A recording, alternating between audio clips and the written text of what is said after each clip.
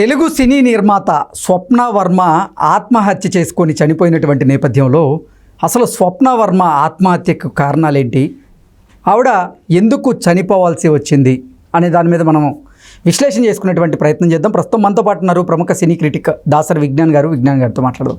విజ్ఞాన్ గారు నమస్తే అండి. నమస్తే. ప్రముఖ సినీ నిర్మాత స్వప్న వర్మ ఈరోజు ఆత్మహత్య చేసుకొని చనిపోయారు. అసలు ఆవిడ ఆత్మహత్యకు గల కారణం ఏంటి, ఆవిడ ఎందుకు ఆత్మహత్య చేసుకోవాల్సి వచ్చింది అంటే ఏం చెప్తారు? స్వప్న వర్మ ఈ అమ్మాయి 6 నెలలే అయింది ఇండస్ట్రీకి వచ్చి. స్వప్న వర్మ ఈ అమ్మాయి ఆల్మోస్ట్ 6 నెలలు అయింది వచ్చి, అంతే, పెద్దగా ఏం లేదు. కాకతీయ హిల్స్లో మన తీగల హౌస్లో 101 ఫ్లాట్లో ఉంటుంది. అదొక మంచి ఫర్నిష్డ్ ఫ్లాట్. తనేం చేయదలుచుకుంది, ఎగ్జిక్యూటివ్ ప్రొడ్యూసర్. మనకి బేసికల్ ఏంటంటే నిర్మాత అవ్వాలనుకుంటారు. ఇప్పుడు ఇండస్ట్రీకి వచ్చే వాళ్ళు చాలా మంది ఆర్టిస్ట్ అవుదామనో హీరోయిన్ అవుదామనో వస్తారు, కానీ తను కొంచెం డిఫరెంట్ యాంగిల్ ఎత్తుక్కుంది. ప్రొడ్యూసర్ అవుదాం అనుకుంది, ఒక స్వప్నదత్ లాగా లేకపోతే ఇంకా లాగా అనుకుంది. సుష్మిత కొనిదెల్ లాగా ప్రొడ్యూసర్ అవుదాం అనుకుంది. నేర్చుకోవాలి కదా, అంతకుముందు కొన్ని చిల్లచితక ప్రాజెక్ట్స్కి ఎగ్జిక్యూటివ్ ప్రొడ్యూసర్గా వెళ్తూ వర్క్ అంతా నేర్చుకుంటుంది. లైన్ ప్రొడ్యూసర్గా, ఎగ్జిక్యూటివ్ ప్రొడ్యూసర్గా. అండ్ తక్కువ కాలమే. ఈ మధ్య కాలంలో ఏంటంటే తనకి అవకాశాలు లేవు. మోస్ట్లీ ప్రొడ్యూసర్కి అవకాశాలు లేకపోవడం ఏంటి? ప్రొడ్యూసర్కి అవకాశాలు లేకపోవడం ఏంటి అంటే, ఈ అమ్మాయి నిర్మాత అవుదామని వచ్చింది. తన దగ్గర అమౌంట్ ఉందో లేదో తనకు తెలియదు. ఓకే, అంటే మేబీ ఈ లైన్ నేర్చుకుందాం అనుకొని వచ్చింది. ఓకేనా, ఆ ప్రాజెక్ట్స్ అయిపోయాయి. ఇప్పుడు అయితే ఆమె ప్రొడ్యూసర్ చేయాలి, లేదా మళ్ళీ ఎగ్జిక్యూటివ్ ప్రొడ్యూసర్గా ఎక్కడన్నా జాయిన్ అవ్వాలి. ఆ ఎగ్జిక్యూటివ్ ప్రొడ్యూసర్గా జాయిన్ అవుదామంటే కూడా ఎక్కువ అవకాశాలు లేవు. ఇన్ సెన్స్ ఈమె పనిచేసిన చోటలు. ఎందుకు ఈ అమ్మాయి ఎగ్జిక్యూటివ్ ప్రొడ్యూసర్ని వెతుక్కుంది అంటే, సినిమా ఇండస్ట్రీ, రంగుల ప్రపంచం అంటే చాలా మందికి ఇష్టం. ఈ అమ్మాయికి కూడా ఇష్టం. తనకు కూడా మోడలింగ్ అన్నా యాక్టింగ్ అన్నా ఇష్టమే. ఓకే, కాకపోతే మోడలింగ్ ద్వారా, యాక్టింగ్ ద్వారా ఇండస్ట్రీకి వస్తే వీడు గోకేవాడు వస్తున్నాడు. సో అలాంటి గోకుళ్ళు ఉండకుండా మర్యాదగా బతకాలి అనుకుంటే ప్రొడక్షన్ ఎంచుకుంది. ఇప్పుడు ఈమె నలుగురిని శాసించే స్టేజ్ లో ఉంటది, ఆ భయం ఉంటది జనాలు. కానీ నిర్మాతగా మారాలి ఏంటి, ఆర్థికంగా బలంగా ఉండాలి కదా. మేబీ తన బ్యాక్గ్రౌండ్ ఉండొచ్చు, చెప్పలేము. రాజమండ్రి నుంచి వచ్చింది అమ్మాయి, ఉండొచ్చేమో అక్కడ బలంగా సంథింగ్ ఏదో ఒకటి చేద్దాం అనుకుని అయితే వచ్చింది. కాకపోతే ఏంటంటే ప్రొడ్యూసర్ నుంచి ఆర్టిస్ట్ అయితే గౌరవం ఉంటది. ఆర్టిస్ట్ అయితే నాకు ఆ గౌరవం ఉండట్లేదు. వీడు చులకనగా చూస్తున్నారు, ఆడిషన్స్కి వెళ్తే నవ్వుతున్నారు, ఇంకెవడెవడో అవకాశం వాడు నాకు ఇచ్చేదేంటి, ఆ టైప్ ఆఫ్ జోవియల్ మెంటాలిటీ గల అమ్మాయి. సో తనేం చేసింది, జస్ట్ బేసికల్గా ఒక ఎగ్జిక్యూటివ్ ప్రొడ్యూసర్గా అయ్యి ప్రొడక్షన్ రంగంలో నేర్చుకొని ప్రొడక్షన్ మేనేజర్ లాగా తయారయ్యి, అప్పుడు ప్రొడక్షన్ మేనేజర్ తను 10 మంది ఆర్టిస్టులు శాసించే స్టేజ్లో ఉంటుంది. అలా తనకు నచ్చిన క్యారెక్టర్ ఏమన్నా ఉంటే తనే ఎంచుకోవచ్చు ఏదైనా సినిమా. ఇప్పుడు ఏ సినిమాకైనా మన ప్రొడక్షన్ మేనేజరే చెప్తారు ఆర్టిస్టులు, ఇట్లా 40-45 ఏజ్ ఆంటీ కావాలి, కుర్రోళ్ళు కావాలని వాళ్ళకి వస్తాయి కదా, వాళ్ళ ఏజెంట్లకు చెప్తారు. కానీ వాళ్ళకి వచ్చినప్పుడు ఆ మంచి క్యారెక్టర్ ఏమంటే మనమే వేసుకుందాం అని అనుకుంటారు. ఇలాగే మనకి ఇండస్ట్రీలో ప్రొడక్షన్ లో మేనేజర్గా ఎదిగిన ఇంకో మనిషి అంటే రాజా రవీంద్ర. ఇతను కూడా ఆర్టిస్టుల డేట్లన్నీ తీసుకొని బ్లాక్ చేసుకున్నాడు. తనకు పరిచయం ఉన్న ఆర్టిస్టులు అందరూ ఇప్పుడు అప్పుడే హీరోలు అవుతున్నారు కదా, వాళ్ళందరి దగ్గరికి వెళ్ళి నీ డేట్లు నాకు నేను చూసుకుంటా బ్లాక్ చేసి వాళ్ళ డేట్లు ఇతర వాళ్ళకి అమ్ముకొని, అండ్ ఆ డేట్ల కోసం వచ్చే వాళ్ళకి ఏం చెప్పేవాడు అంటే, దీంట్లో నాకు కంపల్సరీ ఒక పెద్ద క్యారెక్టర్ ఉండాలి డిమాండ్ చేసి తాను మళ్ళీ రీమోడల్ లేదు. తెలివైన పని ఇది, తప్పే లేదు. అంటే తన దగ్గరకు వచ్చే అవకాశాలు వేరు, తన అవకాశం తనే సృష్టించుకోవడం వేరు. మార్కెట్ సృష్టించుకున్నాడు అతను, మంచిదే, తప్పేం లేదు దాంట్లో. ఎవరి అవకాశాలు తిరగడం ఎందుకని. ఇట్లాగే ఈ అమ్మాయి కూడా ఆడి దగ్గర వీడి దగ్గర తిరగడం లేక, వీడు రమ్మంటే పిలిస్తే వెళ్ళలేక తనకంటే ఒంటరిగా ఉంటుంది అమ్మాయి. జమ్ము మళ్ళీ అంటే ఇప్పుడు ఇల్లు వదిలేసి వచ్చిన ఆడపిల్ల సినిమాల్లో ఉంటుందంట అంటే అందరూ చాలా చులకనగా చూస్తారు. కానీ ఈమె మర్యాదగా బతికింది, నీట్గా బతికింది, ఉన్నంతకాలం ఏదో వెళ్ళింది. తర్వాత ఈ 6 నెలల నుంచి కొంచెం అవకాశాలు లేవు.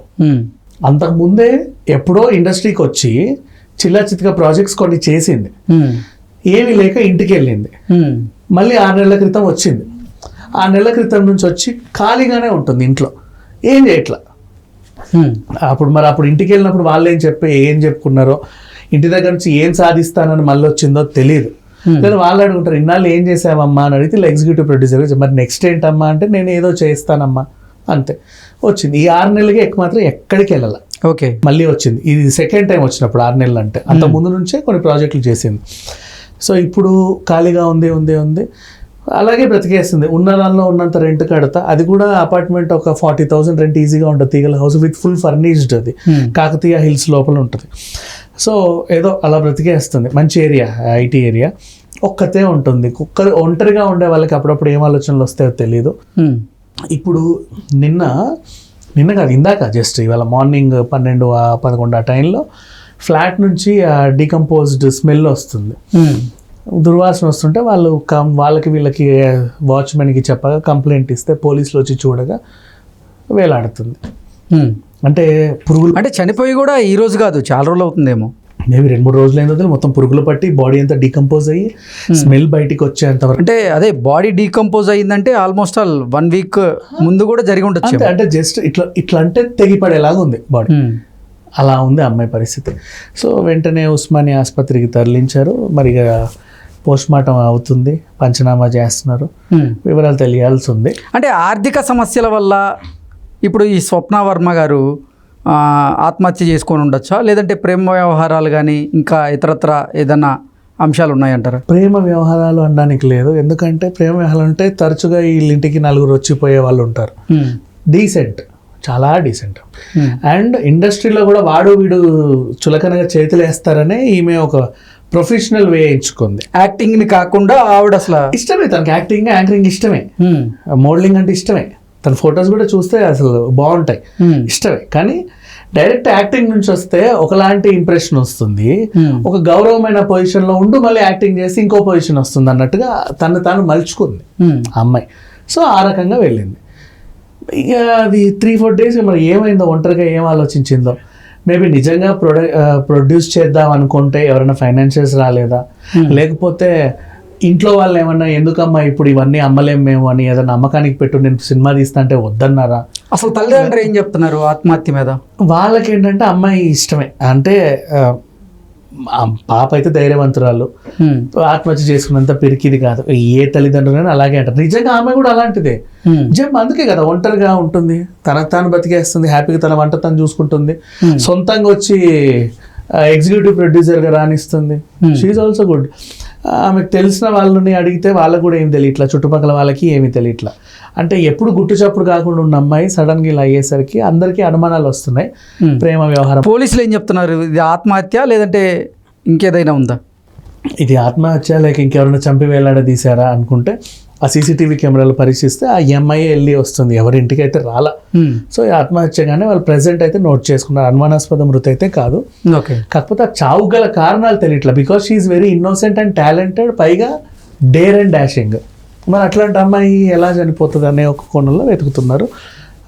ఇక తనకు సంబంధించిన మనుషులన్నా లేదండి ఆమె అట్లా ఆత్మహత్య చేసుకునే మనిషి అయితే కాదు. పోనీ ఎవరైనా చంపారా అనుకుంటేనేమో సీసీటీవీలో ఎవడు వచ్చిపోయిన దాఖలాలు లేవు, తనే చేసుకుంది. ఇట్లా ఉంది ప్రజెంట్ సిచ్యువేషన్. ఓకే విజ్ఞాన్ గారు, thank you so much. Thank you.